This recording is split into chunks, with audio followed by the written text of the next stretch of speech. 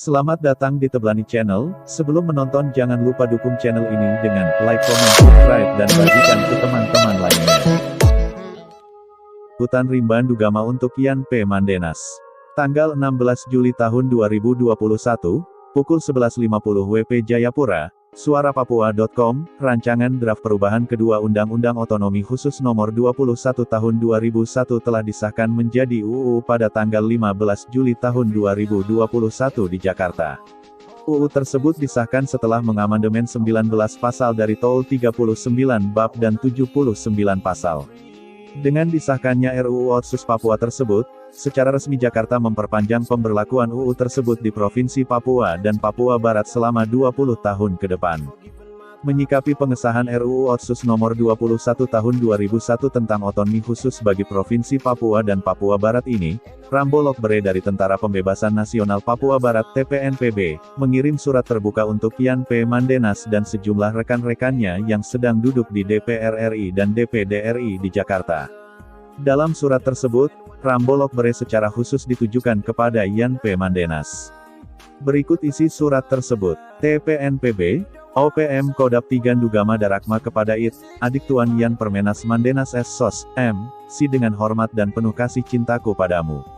Sebagai anak Papua, tentu engkau sudah tahu situasi terakhir di tanah Papua, secara khusus Ndugama, Intan Jaya, Puncak Papua, Sorong, Maibrat, Pegunungan Bintang, Yahukimo, Lani Jaya, Wamena dan sekitarnya. Engkau memang sudah membuat sebuah terobosan baru untuk manusia dan alam Papua dengan profesionalitas yang engkau miliki atas nama darah dan air mata rakyatmu dan rakyatku. Mereka saat ini sedang dalam genggaman kolonialisme dan kapitalisme. Genggaman kolonialisme dan kapitalisme itu juga telah memeluk erat tubuhmu, darahmu, dan jiwamu yang sedang dicabik-cabik. Kami di tanah Papua memang sangat membutuhkan seorang profesional seperti Anda agar dapat mengambil keputusan untuk menyelesaikan konflik bersenjata di tanah Papua. Tetapi itu sangat disayangkan dan menyedihkan. Karena tindakan yang Anda lakukan adalah sesuatu yang ada di luar pikiran rakyatmu dan rakyatku di tanah Papua. Kegagahan, kegantengan dan kecerdasan akalmu hanya kau gunakan untuk dirimu. Itu sudah membuat umurmu pendek. Selama 20 tahun, rakyatmu dan rakyatku telah menderita. Engkau adalah saksi mata sejak duduk di bangku sekolah, duduk di bangku kuliah hingga duduk sebagai anggota DPRP. Dan saat engkau duduk sebagai anggota DPR RI, hal yang sama masih terus engkau saksikan. Kalau hari ini kesehatan tubuh, saku, dompet dan kendaraan pribadimu penuh dengan uang, ketahuilah bahwa itu uang darah. Darah dari ayahmu, ibumu dan saudaramu di kampung halaman yang sudah dan sedang digerogoti kolonialisme dan kapitalisme. Adikku, Yan P. Mandenas, pada tanggal 15 Juli tahun 2021 engkau telah mencatatkan sejarah dalam perjuangan panjang yang sedang dilalui bangsamu dan bangsaku, rakyat Papua. Engkau telah mencatatkan sejarah bahwa tanggal 15 Juli tahun 2021 adalah hari jadinya peti mati untuk engkau dikebumikan oleh kolonialisme dan kapitalisme.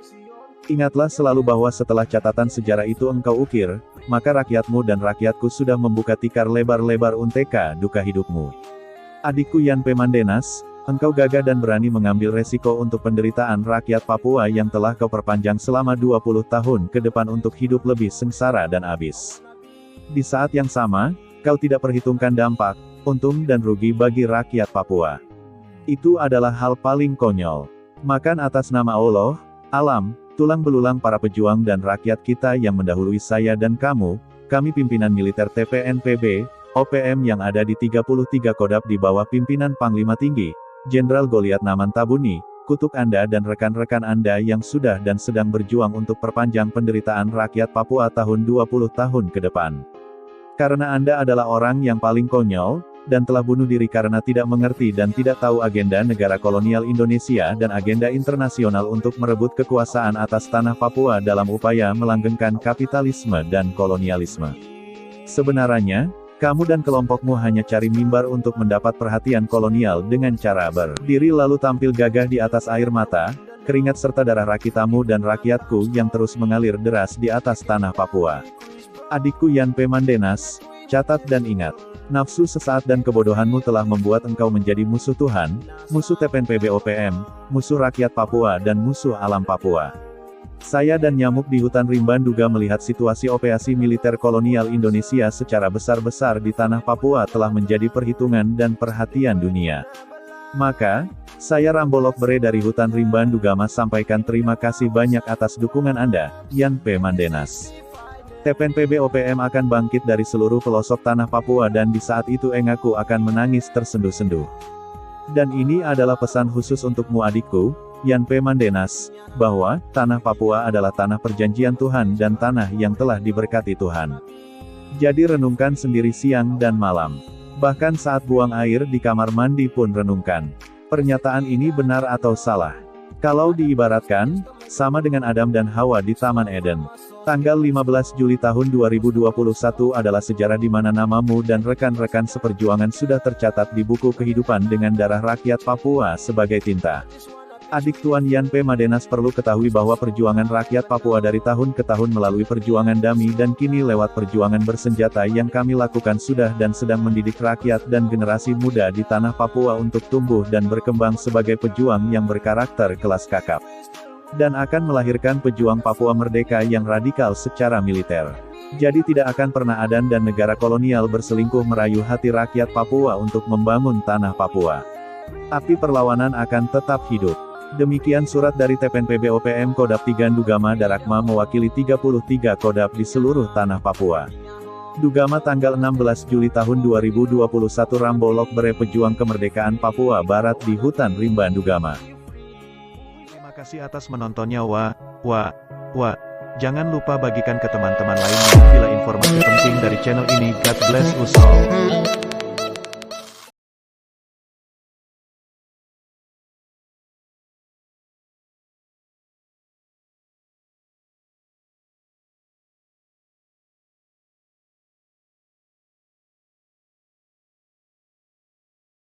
Assalamualaikum warahmatullahi wabarakatuh.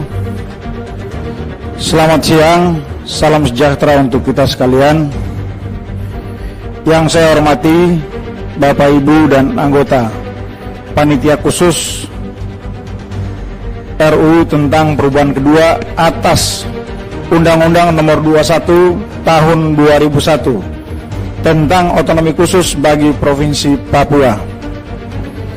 Saudara Menteri Dalam Negeri, Saudara Wakil Menteri Hukum dan HAM yang mewakili Menteri Hukum dan HAM, Saudara Dirjen Otonomi Daerah dan Dirjen Politik Pemerintahan Umum Kementerian Dalam Negeri, Saudara Dirjen Perimbangan Keuangan yang mewakili Menteri Keuangan, dan Saudara Sekjen Kementerian Keuangan. Saya ralat Saudara Wakil Menteri Keuangan Republik Indonesia yang saya hormati.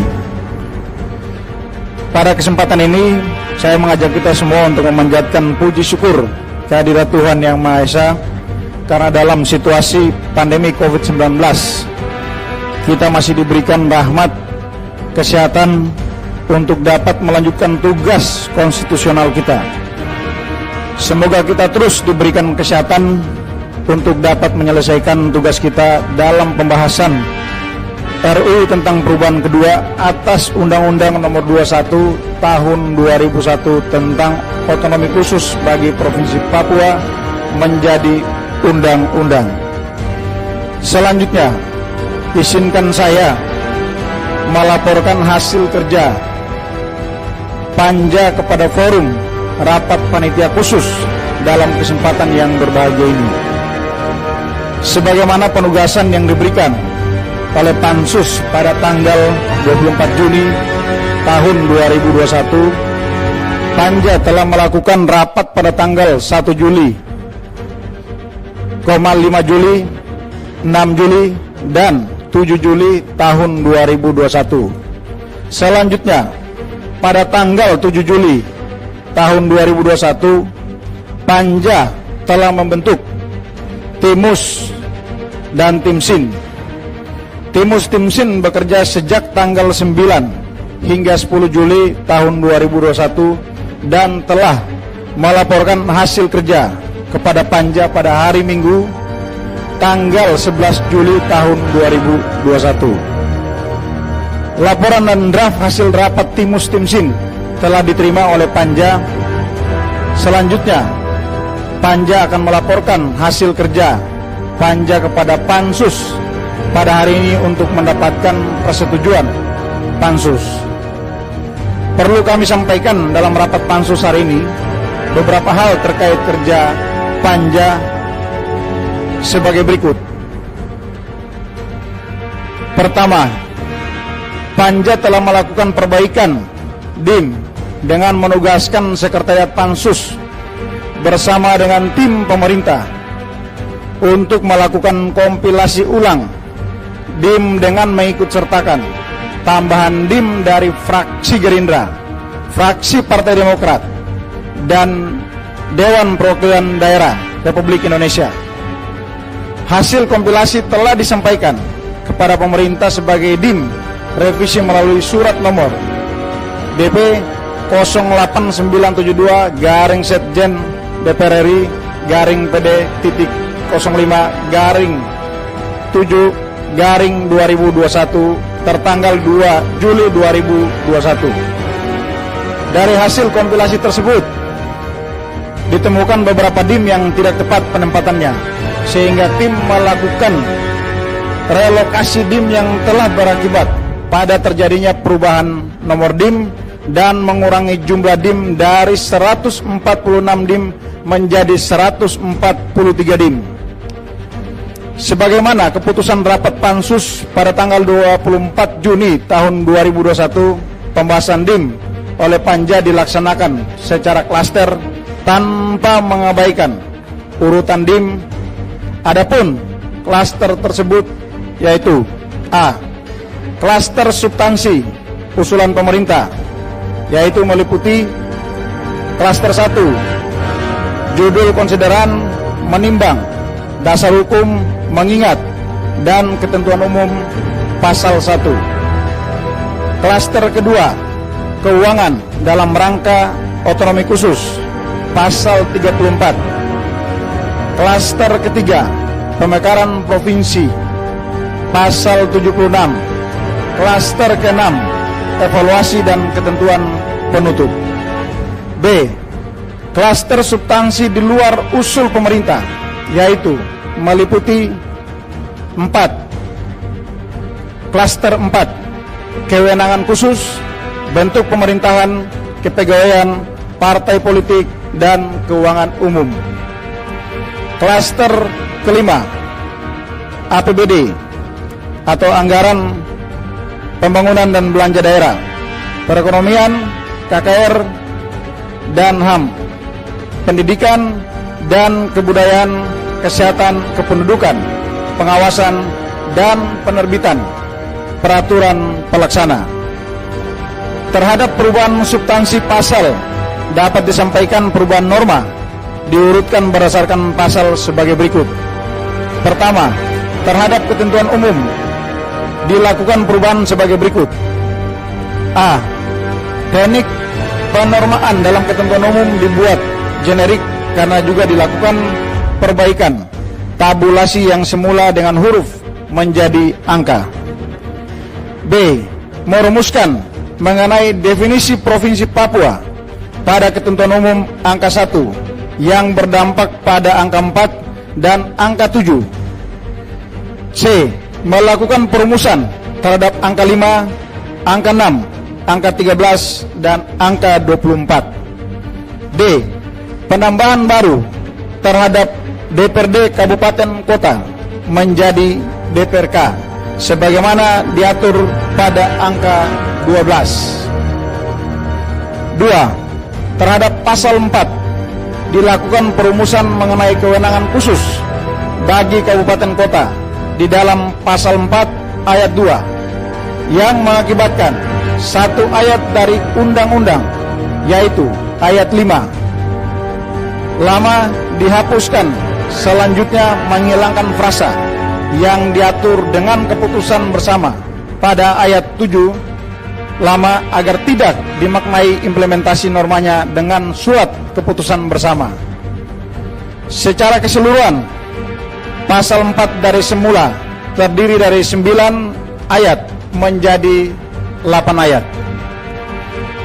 Ketiga, terhadap pasal 5 dilakukan perumusan dengan memberikan penekanan bahwa MRP dan DPRP berkedudukan di masing-masing ibu kota provinsi dan dengan menambahkan penamaan masing-masing lembaga dalam penjelasan ayat.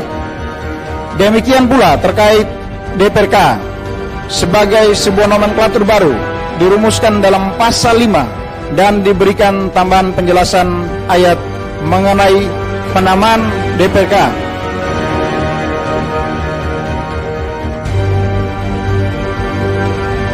Di masing-masing kabupaten kota. Perumusan juga memperhatikan ketentuan Undang-Undang Nomor 23 Tahun 2014 sehingga frasa perangkat pemerintah kabupaten kota lainnya diperbaiki menjadi perangkat daerah.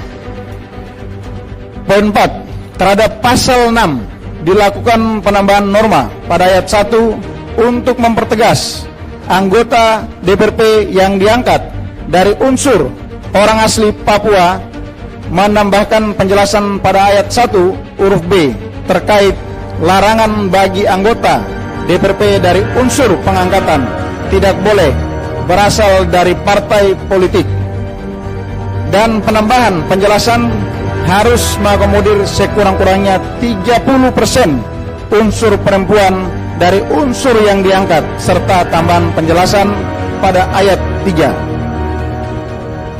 Poin 5, untuk mengakomodir jaminan afirmasi bidang politik bagi orang asli Papua, ditambahkan satu pasal menjadi pasal 6A beserta penjelasan pada ayat 1 huruf B terkait larangan bagi anggota DPRP dari pengangkatan tidak boleh berasal dari partai politik. Ditambahkan juga penjelasan ayat 2 di mana harus mengakomodir sekurang-kurangnya 30% unsur perempuan. Poin 6, terhadap pasal 7 dilakukan penghapusan terhadap ayat 1 huruf A dan 1 lama karena telah dihapus berdasarkan Perpu nomor 1 tahun 2008. Undang-Undang nomor 35 tahun 2008 memberikan penjelasan terhadap huruf F terkait menetapkan dan menyesuaikan nomenklatur yang digunakan sebagai pengganti pola dasar pembangunan dan program pembangunan nasional. Poin 7, terhadap pasal 11 dilakukan perubahan rumusan terhadap nomenklatur pemerintah provinsi disesuaikan dengan Undang-Undang Nomor 23 Tahun 2014 menjadi pemerintah daerah provinsi dan menghapus pengaturan tata cara pemilihan gubernur dan wakil gubernur di dalam Perdasus. Terhadap pasal 17 ayat 3 mengenai pengisian wakil gubernur yang berhalangan tetap dilakukan pergantian norma, di mana jika sebelumnya apabila wakil gubernur berhalangan tetap, jabatan wakil gubernur tidak diisi sampai habis masa jabatannya, diubah menjadi diisi berdasarkan ketentuan perundang-undangan. Poin 9, terhadap pasal 20 dilakukan perumusan dengan memperhatikan putusan Mahkamah Konstitusi nomor 3 garing SKLN garis datar X garing 2012 dengan mengganti kata DPRP pada ayat 1 huruf A dengan frasa penyelenggara pemilihan kepala daerah dan menghapus tugas wewenang terkait memberikan pertimbangan dan persetujuan terhadap calon anggota Majelis Permusyawaratan Rakyat Republik Indonesia utusan daerah Provinsi Papua yang diusulkan oleh DPRP. 10. Terhadap pasal 24 dilakukan penambahan penjelasan pada ayat 1, yaitu bahwa keanggotaan MRP tidak boleh berasal dari partai politik. Poin 11, bab 7, partai politik, pasal 28 secara keseluruhan dihapus. Hal ini dilakukan untuk melaksanakan putusan Mahkamah Konstitusi nomor 41 garing PUU garis datar 17 garing 2019 sebagai wujud kekhususan di Papua. Maka keanggotaan unsur DPRP dan DPRK selain dipilih juga dilakukan pengangkatan dari unsur orang asli Papua. dengan disediakan ruang pengangkatan, maka hal inilah yang memenuhi kebutuhan nyata orang asli Papua. Poin 12, terhadap pasal 34 diberikan tambahan penjelasan terhadap ayat 3 huruf E angka 2 terkait minimal presentasi alokasi dana otonomi khusus untuk pendidikan 30% dan untuk kesehatan 20%. Yang teknis pelaksanaannya diatur dalam peraturan pemerintah. Ditambahkan juga penjelasan mengenai penerimaan khusus dalam rangka pelaksanaan otonomi khusus yang bersifat umum dan penerimaan khusus dalam rangka pelaksanaan otonomi khusus yang telah ditentukan. Penggunaannya dengan berbasis kinerja indikator dalam pembagian penerimaan khusus, di mana jumlah orang asli Papua ditempatkan di posisi atas. Lalu ditambahkan indeks kemahalan konstruksi sebagai salah satu indikator pembagian penerimaan dana otonomi khusus yang merupakan norma baru.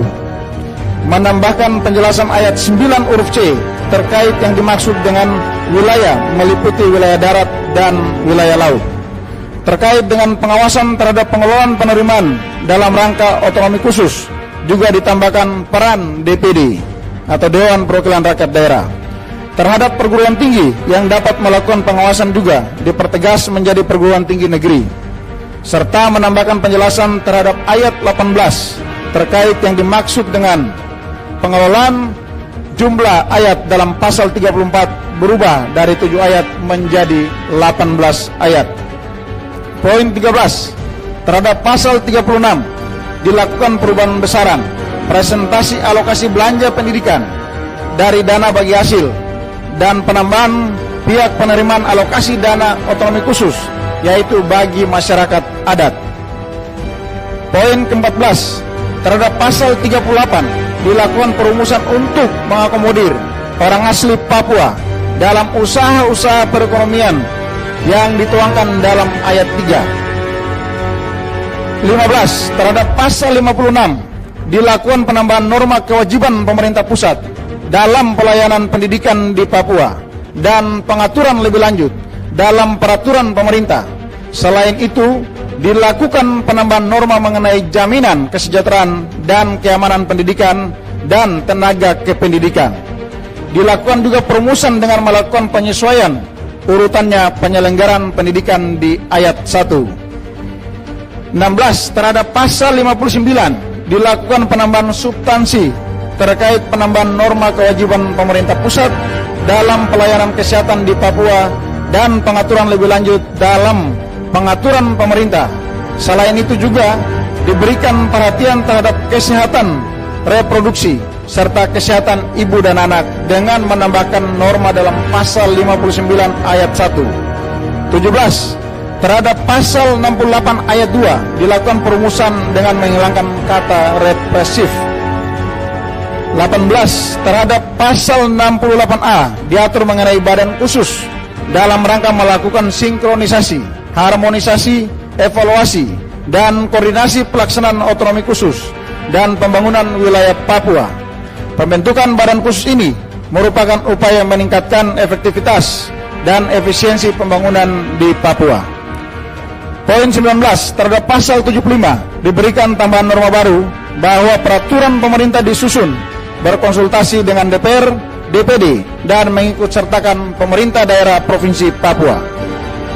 20, terhadap pasal 76 dilakukan perubahan norma atas ayat 2, di mana Dewan Perwakilan Rakyat juga diberikan kewenangan untuk melakukan pemekaran daerah provinsi atau kabupaten kota menjadi daerah otonom. Demikian pula dapat berdasarkan aspirasi masyarakat Papua. Selain itu ditambahkan satu ayat yang mengatur bahwa pembentukan daerah otonomi dilakukan sesuai dengan undang-undang ini. Secara utuh perubahan kedua yang dilakukan terhadap Undang-Undang Nomor 1 Tahun 2021 mengakibatkan penambahan 18 pasal baru yang terdiri atas 3 pasal dari unsur pemerintah, yaitu Pasal 1, Pasal 34, dan Pasal 76.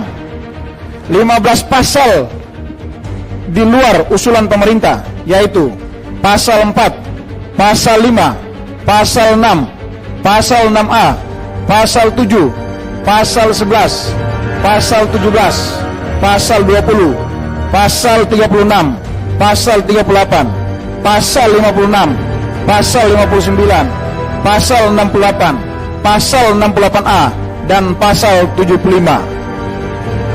B. Penghapusan satu bab yang terdiri atas pasal, yakni bab 7, partai politik, pasal 28. C. Penambahan penjelasan pasal, yakni penjelasan pasal 24 ayat 1 secara lengkap dirumuskan RUU hasil kerja panja sebagaimana yang ada di tangan Bapak Ibu sekalian. Demikian laporan ini disampaikan sebagai bentuk pertanggungjawaban Panja atas penugasan Pansus. Atas perhatian Bapak Ibu kami ucapkan terima kasih. Pansus RUU tentang perubahan kedua atas Undang-Undang Nomor 21 Tahun 2001 tentang otonomi khusus bagi Provinsi Papua. Ketua Panja Yan Permenas Mandenas Esos MSI. Sekian, terima kasih.